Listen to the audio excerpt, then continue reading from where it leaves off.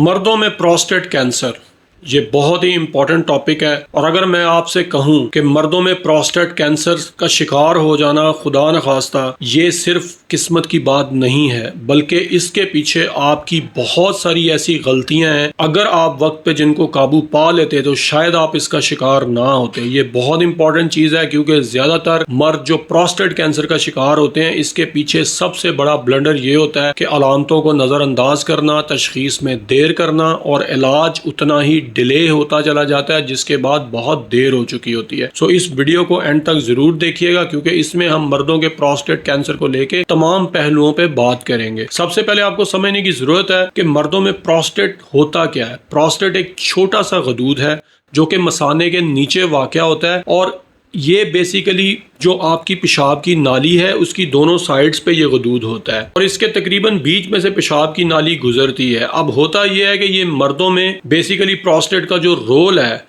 वो मनी यानी कि तौलीदी मादे की प्रोडक्शन है। ये वो फैक्ट्री है जो तौलीदी मादा प्रोड्यूस करती है और इसके सेल्स अगर उनका साइज बढ़ना शुरू हो जाए, अगर इसके सेल्स ओवर एक्टिव हो जाएं और उसका साइज बढ़ना शुरू हो जाए तो आप इमेजिन कर सकते हैं कि ये प्रोस्टेट कैंसर का बाइस बन सकती है। अब 50 साल से ऊपर के मर्दों में इसकी शरह बहुत ज़्यादा होती है रिलेटिवली एज कम्पेयर टू जो 50 साल से कम लोग हैं उनमें शरह इंतहाई कम है। लेकिन 50 साल से भी ऊपर प्रोस्टेट का जो बढ़ना है, ये एक चीज याद रखें कि हर प्रोस्टेट का साइज का बढ़ना इसका खुदा न खास्ता मतलब ये नहीं है कि प्रोस्टेट कैंसर है। और बहुत सारे ज्यादातर लोग जो होते हैं वो BPH यानी कि बिनाइन प्रोस्टेट हाइपरट्रॉफी का शिकार होते हैं जो कि कैंसर नहीं है, लेकिन वो कैंसर की एक बिनाइन किस्म है जिसका ज्यादा नुकसान नहीं होता, जिसको अद्वियात से, मामूली अद्वियात और रेगुलर अद्वियात से बेहतर किया जा सकता है। लेकिन सबसे ज्यादा इंपॉर्टेंट जो चीज है जिसपे मैं एम्फसाइज करूंगा कि इसकी बर वक्त तशखीस जरूरी है। आप पेचीदगियों को रोक सकते हैं, आप आने वाले दिनों में मजीद तकलीफों से बच सकते हैं। अब इसमें आम गलतियां क्या है। सबसे पहली गलती जैसे मैंने ऊपर जिक्र किया कि अलामतों को नजरअंदाज करना, और 70-80% लोग जिसमें ये नौबत ज्यादा तकलीफों का बायस बनती है वो इसलिए है कि लोग इसको नजरअंदाज करते हैं। इंतहाई इब्तदाई स्टेज पे जो इसकी अलामात हैं उसमें पेशाब का बार बार आना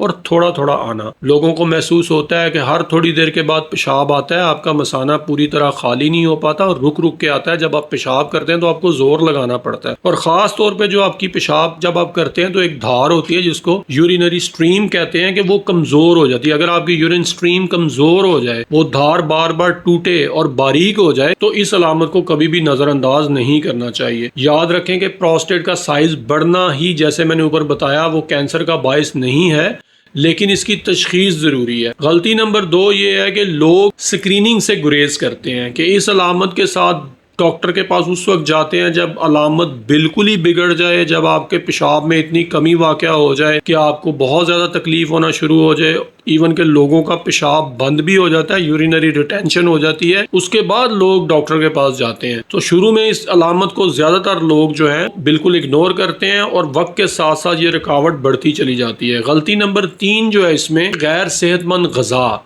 नॉर्मली मर्द जो जिस किस्म की ग़ज़ाएँ इस्तेमाल करते हैं उसका बहुत ज़्यादा इसमें रोल है, जिसमें चिकनाई का बेतहाशा इस्तेमाल है, बाहर के खानों का बहुत ज़्यादा इस्तेमाल है, सब्जियों और फ्रूट्स का कम इस्तेमाल है, तो इसकी वजह से इसका रिस्क बढ़ जाता है। एक और इम्पॉर्टेंट चीज़ है, जिनका वजन ज़रूरत से ज़्यादा होता है उनमें इस प्रोस्टेट कैंसर के चांसेस भी उतने ही ज़्यादा होते हैं।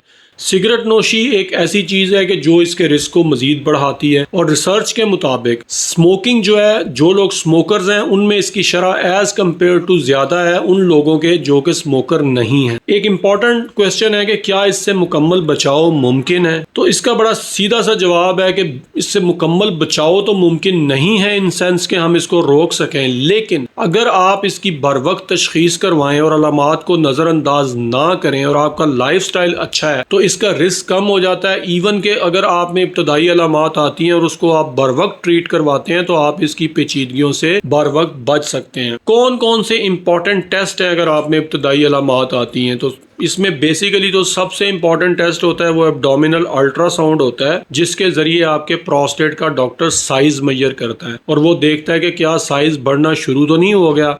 और एब्डोमिनल अल्ट्रासाउंड में अगर साइज आपका बढ़ना शुरू हो तो उसके बाद आपको फौरी इलाज की तरफ जाना चाहिए। इसके अलावा अगर आपका साइज थोड़ा बड़ा हुआ है प्रोस्टेट का तो doctors PSA prostate specific antigen के जरिए कैंसर की तशखीस करते हैं कि ये एक डायग्नोस्टिक टूल है। वीडियो अगर आपको पसंद आई है तो इसको दोस्तों के साथ जरूर शेयर कीजिए और जिन्होंने अभी तक चैनल को सब्सक्राइब नहीं किया तो काइंडली सब्सक्राइब कर दें। ये आपकी तरफ से हमारे लिए बहुत बड़ी फेवर होगी। जज़ाकल्लाह।